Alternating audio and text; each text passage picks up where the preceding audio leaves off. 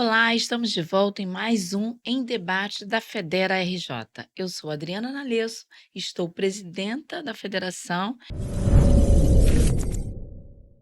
e hoje temos um convidado muito importante para debater um tema que é de interesse de todos nós da sociedade brasileira. O professor Moisés, que está aqui com a gente, já quero aqui agradecer a participação do professor Moisés e falar um pouquinho de quem é o professor Moisés, né, gente? Vamos lá. O professor Moisés é da Fundação Escola de Sociologia e Política de São Paulo, tendo atuado como vice-diretor-geral, além de várias graduações, onde se destaca o doutorado em Ciência Política pela Universidade de São Paulo. Muito obrigada, professor Moisés, de novo, por estar aqui com a gente.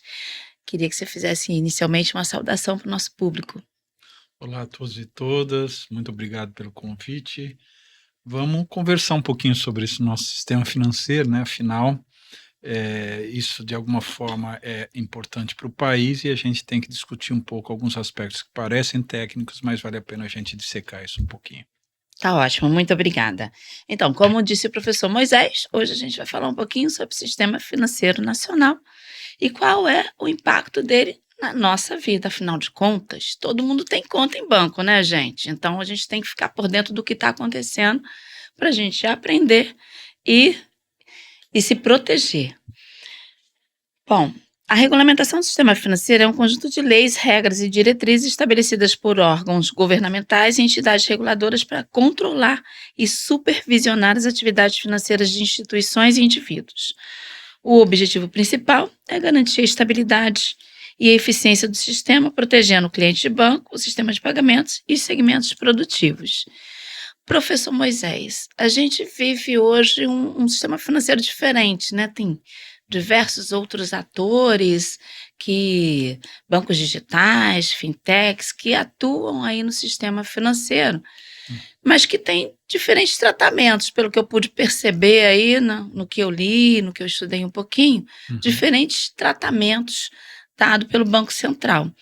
Queria que você falasse um pouquinho sobre a importância da regulação do sistema financeiro e como é que a gente faz para a gente entender um pouquinho como é que está funcionando esse sistema financeiro atualmente.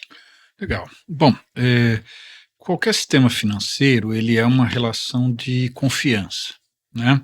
Então, eu preciso confiar que aquilo que eu guardei no banco, por exemplo, o dia que eu for lá, vou retirar. Ou eu preciso confiar que eu tomei um empréstimo e alguém, e em algum momento eu vou pagar isso, e o que foi pactuado num contrato vai valer.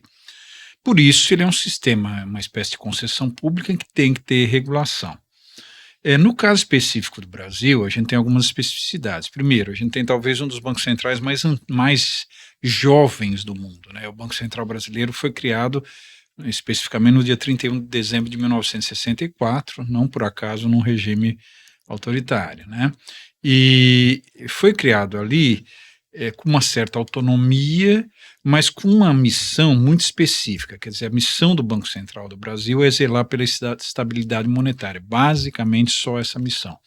Isso é totalmente diferente, por exemplo, do Banco Central americano, que tem que zelar pela estabilidade monetária, mas também tem que zelar pelo nível de emprego. Então, assim, nós temos um sistema financeiro, a partir daí, muito específico. Ele teve uma série de o que a gente chama de jabuticabas, né? Como todo mundo sabe, jabuticaba é uma fruta brasileira, basicamente, e entre essas jabuticabas a correção monetária, que foi uma invenção daquela época, que mascarou uma série de ineficiências aí no sistema financeiro, mas, basicamente, o sistema financeiro brasileiro ele funciona em dois planos. Aqui acima está o Conselho Monetário Nacional, que hoje basicamente é o ministro da Fazenda, Planejamento e Presidência do Banco Central, que é o órgão que toma as decisões, vamos dizer assim, estratégicas. Embaixo tem a autoridade monetária, que é o Banco Central. E no caso específico do Brasil, o Banco Central ele é a autoridade monetária, ele faz a política monetária, mas ele também é o supervisor e o regulador, o que não é uma coisa muito comum no restante do mundo. Então, por ser um regulador e um supervisor, isso fica muito importante, ou seja, é mais ou menos como se o Banco Central chutasse o pênalti e fosse lá no gol defender também. E isso cria algumas questões, por exemplo, que envolve isso que a gente vai discutir hoje, alguns riscos maiores, porque se ele falhar em alguma ponta desse jogo complexo que ele está, você pode ter um risco sistêmico. Ou seja, o que é um risco sistêmico? Você colocar em xeque essa coisa da confiança. Então, as pessoas pararem de confiar no sistema. E aí, isso mostra a importância da regulação, porque a regulação, a gente precisa ter uma regulação não só boa, mas com aquilo que em inglês o pessoal chama de enforcement, ou seja, uma regulação que funcione, né, que tenha funcionamento pleno. E às vezes isso não acontece. Então, só para arrematar, no Brasil a gente tem essa história de que tem leis que pegam e leis que não pegam, tem regras que pegam e tem regras que não pegam.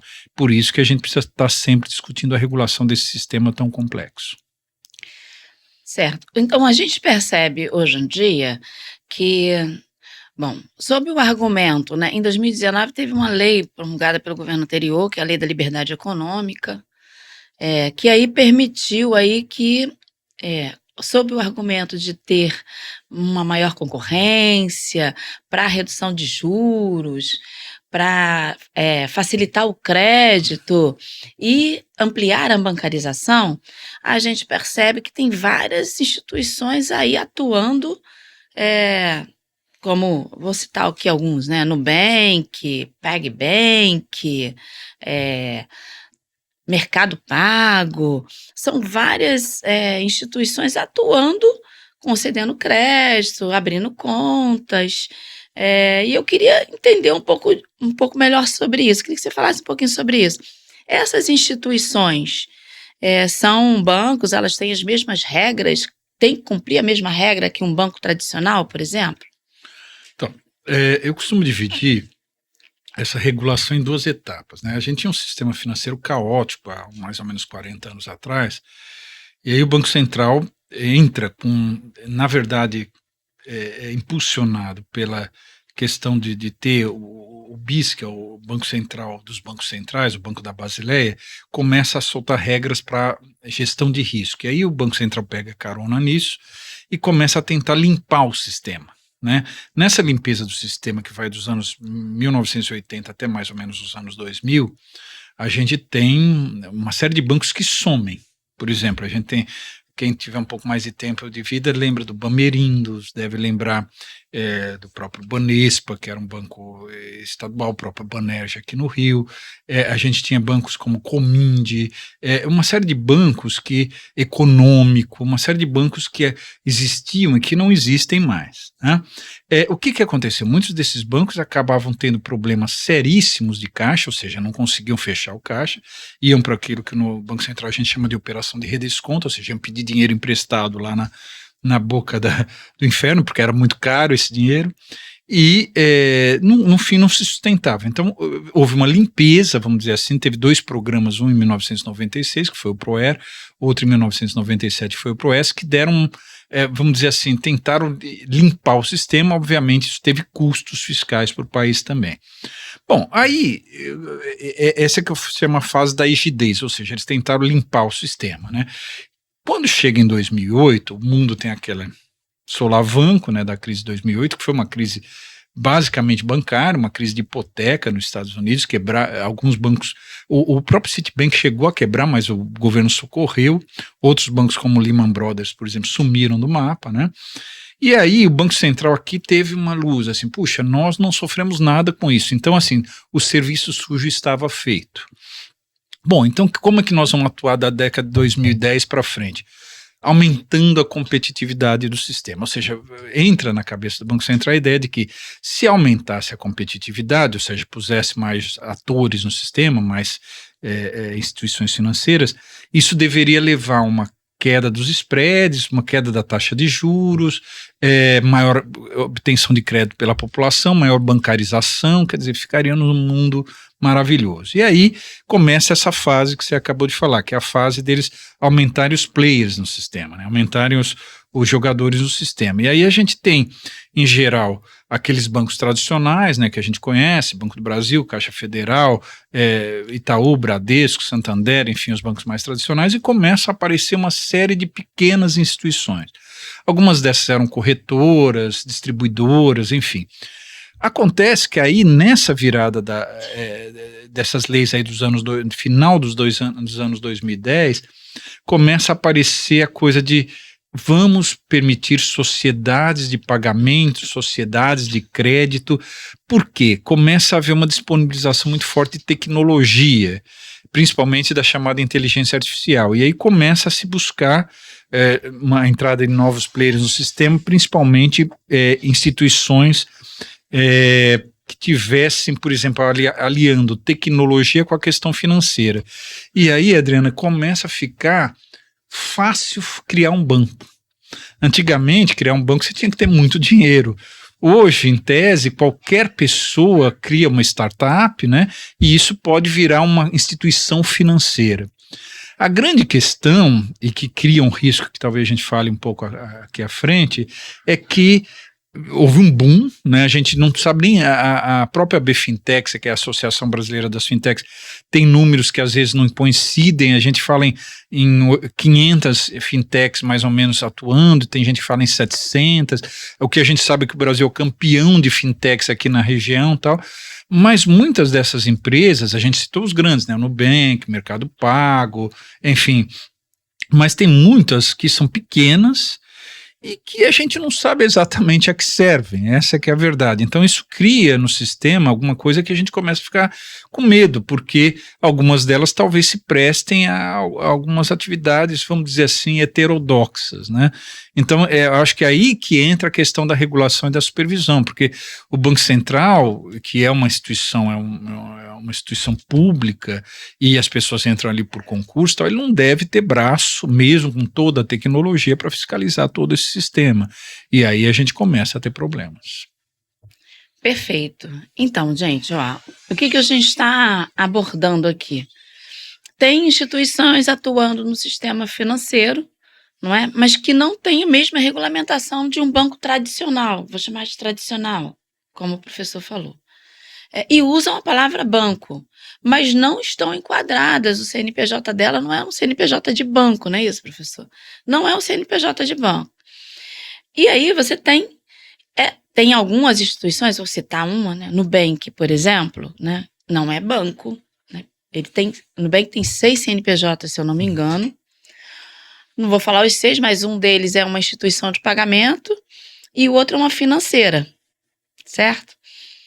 Nubank ultrapassou vários. Hoje a gente tem cerca de 170 bancos mesmo, né? Configurados como banco no sistema financeiro. O Nubank, ele cresceu tanto que ele disputa com o Itaú às vezes, né? Tem mais de 100 milhões de clientes. E a gente quer chamar a atenção para isso. Por quê? O Nubank não é banco. Não está enquadrado como banco, não tem que cumprir as mesmas regras que um banco tradicional. Então, se você é cliente do Nubank, tiver qualquer problema, você vai aonde, fala com quem e faz o quê? Isso é uma coisa importante, porque o Nubank cresceu tanto, né? Estou falando do Nubank porque ele cresceu muito. Tem propaganda em horário nobre, né? Em rede de TV. Enfim, cresceu tanto, disputa com os grandes bancos, mas eles não têm que cumprir as mesmas regras que um banco tradicional. E isso é um risco. É um risco. E aí eu queria que você falasse os riscos para quem e por que tem risco nisso. Legal, então, assim, vejam, o exemplo que a Adriana está trazendo para a gente é claríssimo, né? A gente tem uma instituição que se mostra como banco, não é um banco, tem um nome de bank, né? As pessoas acham que é banco. Várias dessas fintechs passam a usar bank, que é uma discussão que o Banco Central está fazendo nesse momento, se isso poderia ou não. Vejam, como entidade reguladora e supervisora, isso já não deveria ter podido lá no começo, mas enfim, afinal as patentes são dadas pelo Banco Central. Então, assim, isso cria na cabeça das pessoas a ilusão de que estão transacionando com um banco. Efetivamente, isso não é um banco. Isso cria vários riscos, né? Acho que o primeiro deles por exemplo, quando você tem um banco que tem problemas, a gente tem desde 1995, portanto, há 30 anos aí, o Fundo Garantidor de Crédito, que é um fundo dos bancos, que eles depositam lá para, se quebrar um banco, você tem uma garantia mínima de que alguma coisa vai ser coberta. Essas instituições, por exemplo, não contribuem para o Fundo Garantidor de Crédito, né? Você tem, por exemplo, uma série de legislações, vou dar uma explicação muito básica aqui, né? Imagine que eu crio um banco hoje, então eu ponho lá R$1.000. Aí a Adriana vai lá e pede e coloca mais R$ 1.000. Então a gente tem R$ 2.000. Aí aparece você que está me vendo, me ouvindo aí, e fala assim: eu quero R$ 150 de empréstimo. Aí, pô, a gente tem R$ 2.000, empresta para você 150. Aí vem outro, pede 200 e tal. Mas a gente vai emprestando num certo momento, sabendo que você vai pagar isso rapidamente, uma parte disso, tal. Então você começa a multiplicar o dinheiro.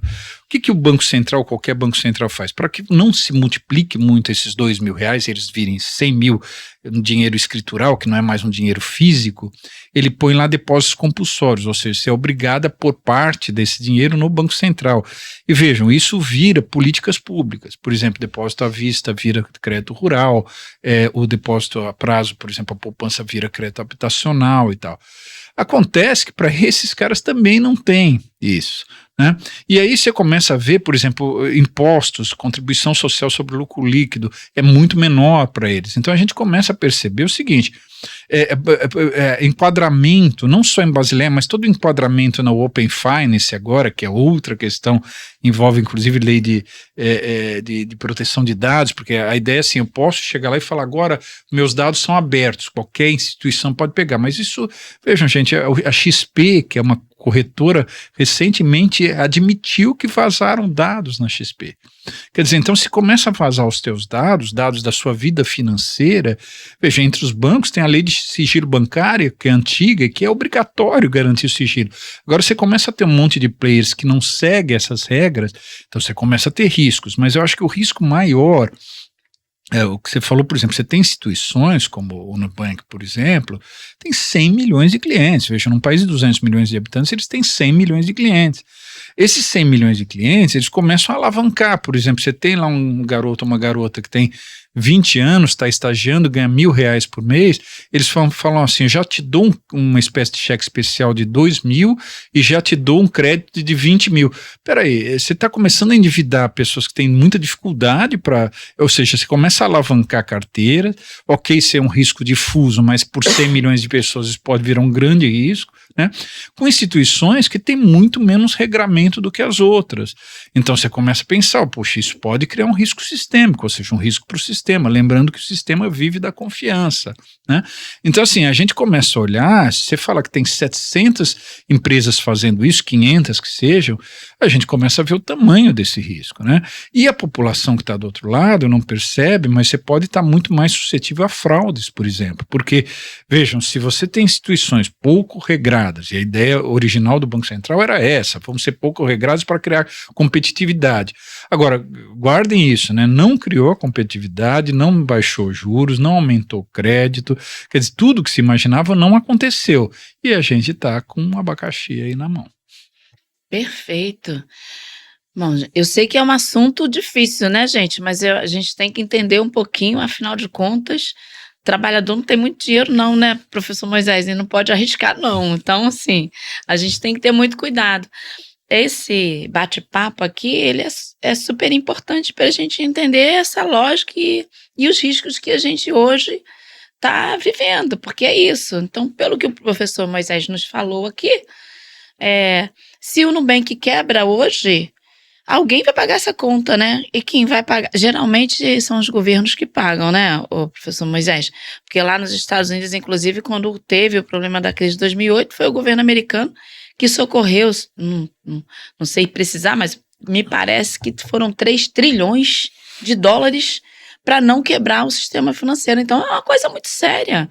A gente está falando de um debate que é muito sério, porque o cliente tem os seus dados suscetíveis a fraude. Essas instituições, o governo perde porque eles não estão enquadrados como banco, portanto, a contribuição deles sobre o lucro líquido é menor, né? Não tem um depósito lá compulsório que ajuda a trabalhar as políticas públicas tão importantes para o nosso país. Afinal de contas, a gente é um país muito grande, de dimensões continentais, e a gente sabe o quanto que é importante, né, o crédito, o acesso ao crédito correto, de forma correta, para as pessoas, para a agricultura familiar, não é? Para a aquisição de casa própria. Então a gente está falando de coisas que fazem parte da nossa vida, do nosso dia a dia. Olhar para esse debate, entender um pouquinho, porque é um debate de sociedade.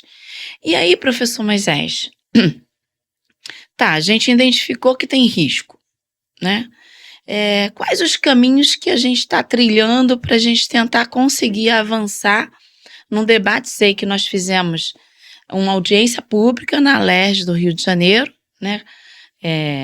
Chamada pelo deputado federal Raimon, em parceria com a deputada estadual Élica Takemoto, que nos recebeu, nos acolheu naquela casa, para tentar tratar desse tema e dar visibilidade, porque a maioria das pessoas não sabem o que está acontecendo.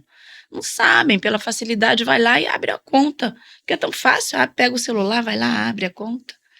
Enfim, e aí o que a gente pode fazer, o que a gente está fazendo, além desse debate, dar visibilidade a esse debate, o que mais a gente pode estar fazendo para a gente avançar e para dar mais segurança para as pessoas, porque é disso que a gente está falando, de segurança, né? Segurança para as pessoas, para o governo, para o Estado, enfim.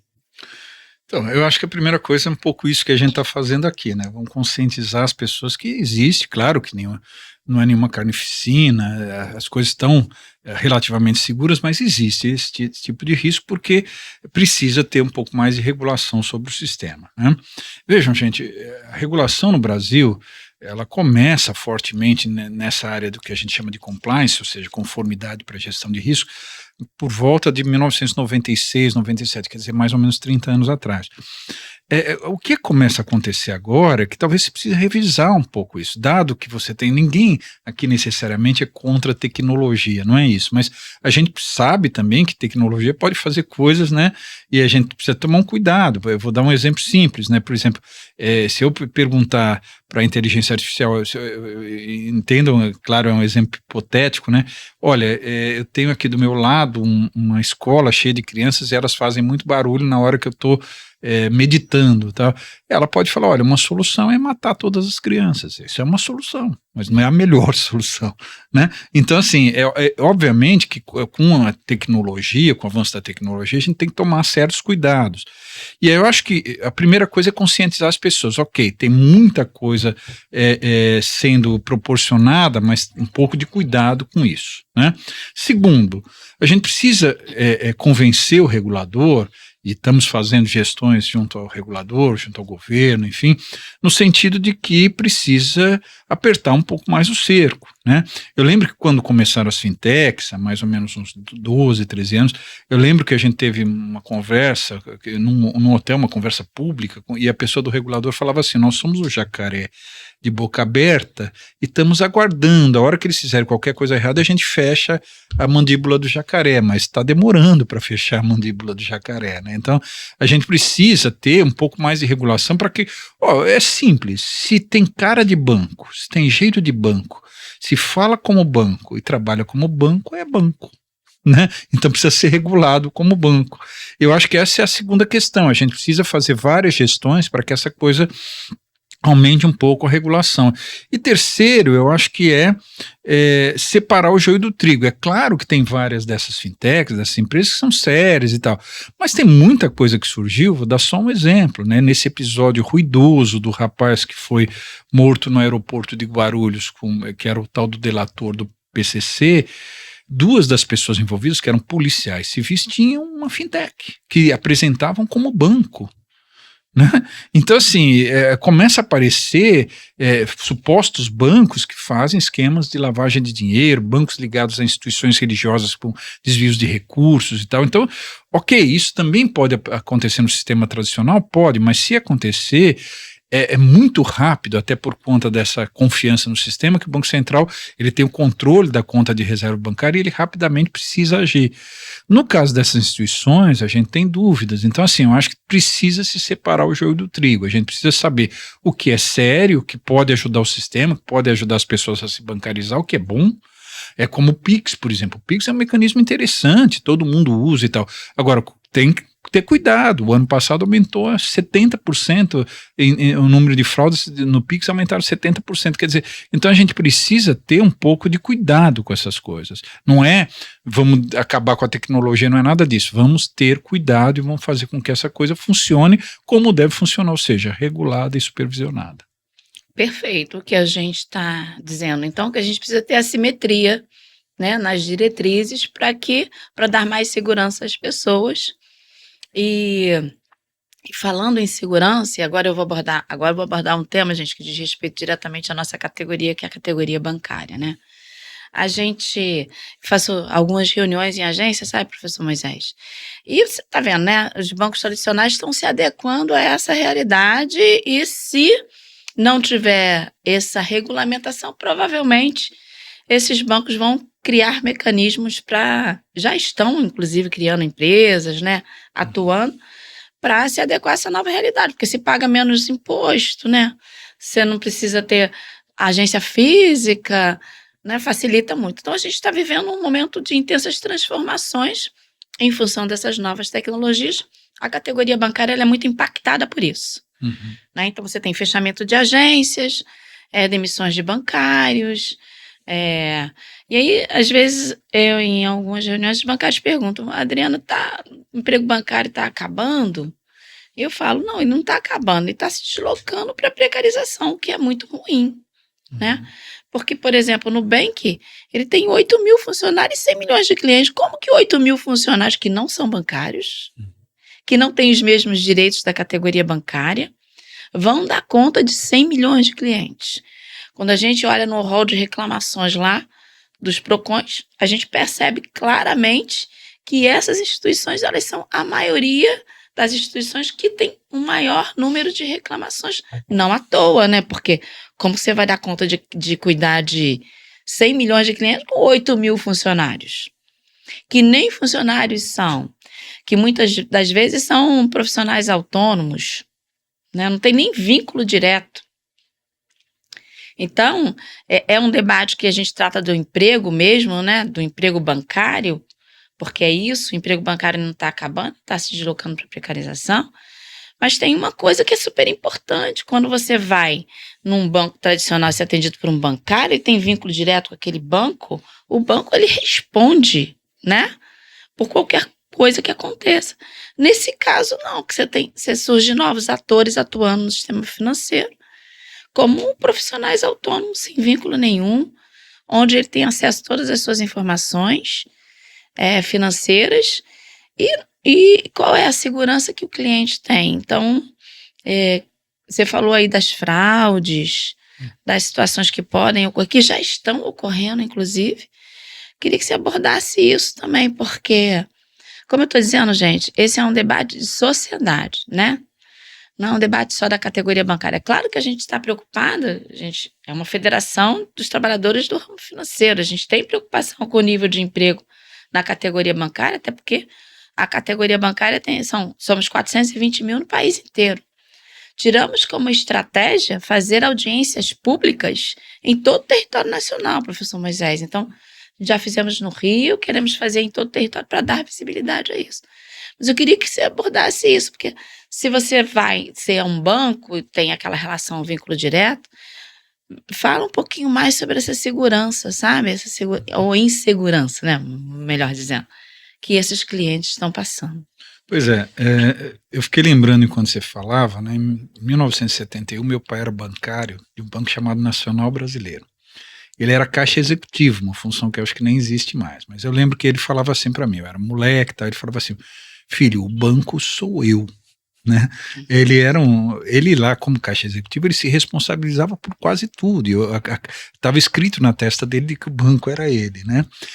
Quando a gente chega agora, né, nos tempos recentes, a gente tem coisas assim complicadas, porque o banco não tem uma cara, não tem uma testa, não tem esse nome gravado, né? E óbvio que eu não estou defendendo que seja feito assim, mas estou dizendo o seguinte: a gente não sabe mais quem é o banco. Às vezes você é atendido por um robô, por um chatbot ou alguma coisa assim, né? E a gente começa a ter muitos problemas com isso, porque você não sabe a quem recorrer.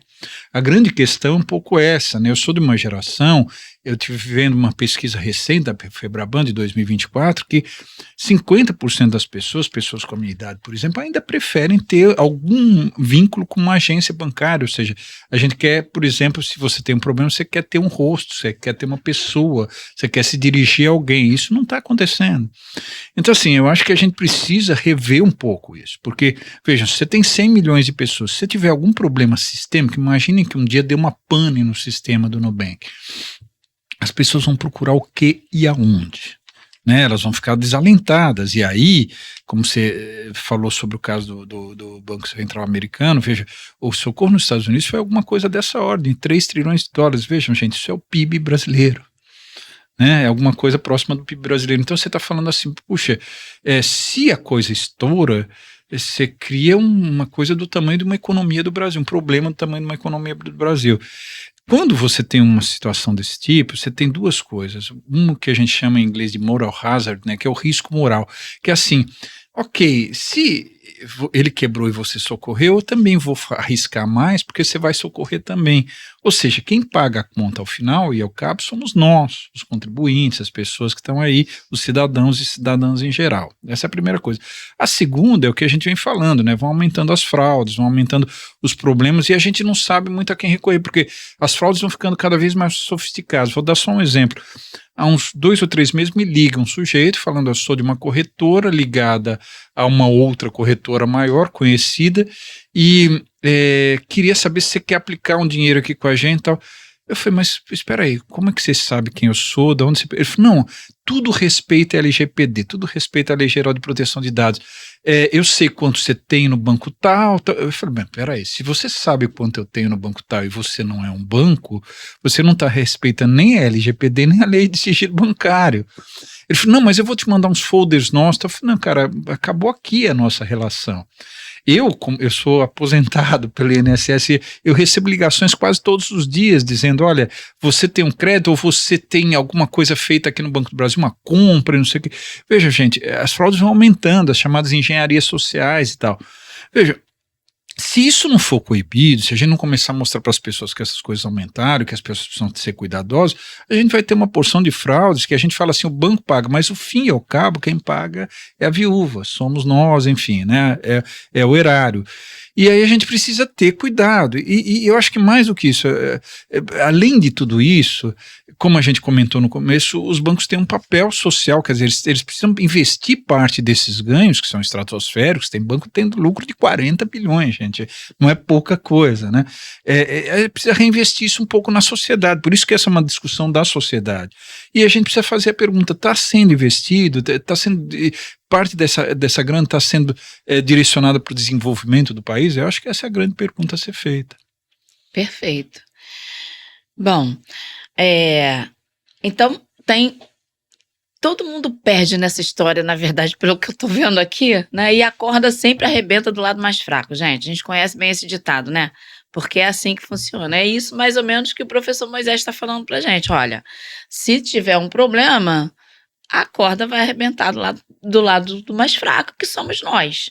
Então é preciso ter muita atenção a essa situação que a gente está vivendo no país, e quero convidar você a curtir, compartilhar a nossa live, chamar a atenção das pessoas para isso, porque é um debate que a gente quer cada vez mais dar visibilidade, porque essa história de autonomia do Banco Central também é uma coisa meio estranha, né? Autonomia para quê? Aí eu queria que você, para finalizar mesmo, falasse sobre a autonomia do Banco Central, que alguns parlamentares, inclusive, defendem, né? Afinco isso. Vejam, gente, a autonomia do Banco Central é uma coisa que não é nova, né? Isso começa no Bundesbank, na Alemanha, por uma razão muito básica, né? A Alemanha, quando aparece o Hitler, né, na década de 1900, na verdade, há uma quebra sucessiva de bancos na Alemanha, na Áustria, enfim, nos anos 1920. E um banco, particularmente chamado Creditanstalt, que quebra em 1923, na Áustria, isso começa a criar um medo das pessoas de que o sistema estava todo esboroando, né? O sistema estava indo para o ralo.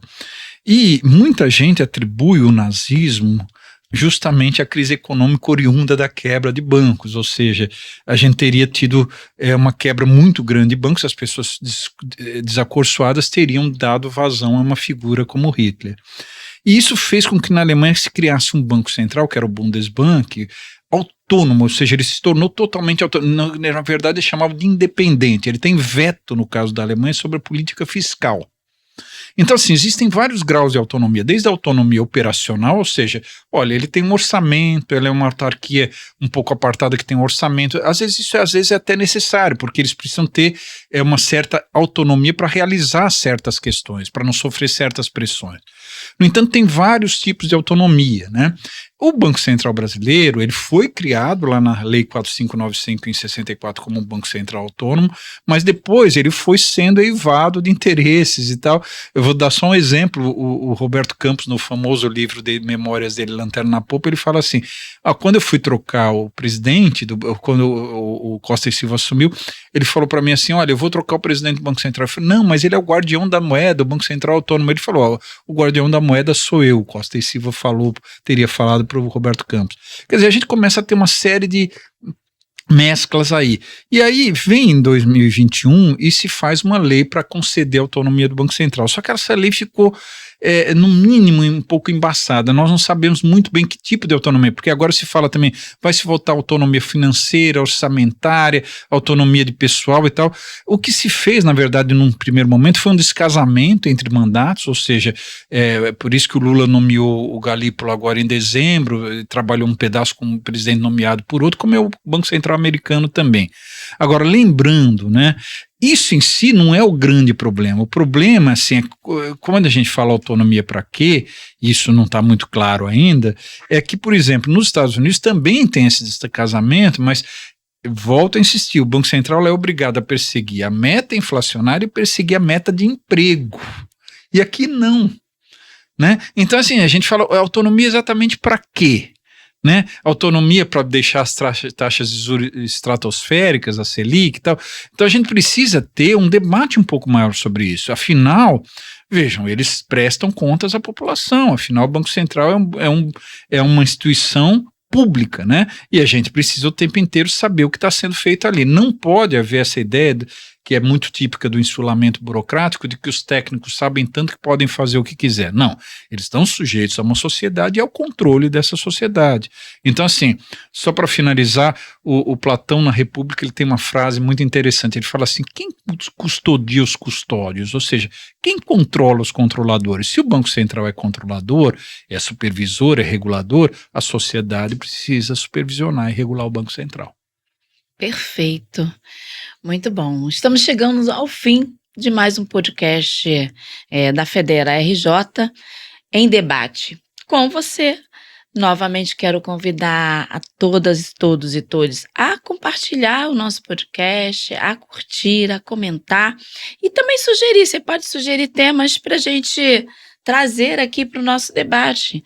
Esse aqui é um debate bem democrático, certo?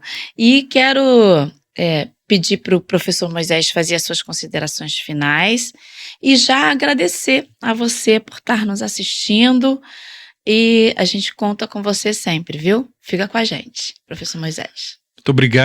Muito obrigado pelo convite, estou sempre à disposição. Gente, é isso, acho que vamos continuar lutando aí para ter um sistema financeiro limpo, organizado, mas principalmente confiável, e é esse o nosso papel também, e com trabalhadores e trabalhadoras que sejam reconhecidos como tal. Muito obrigado.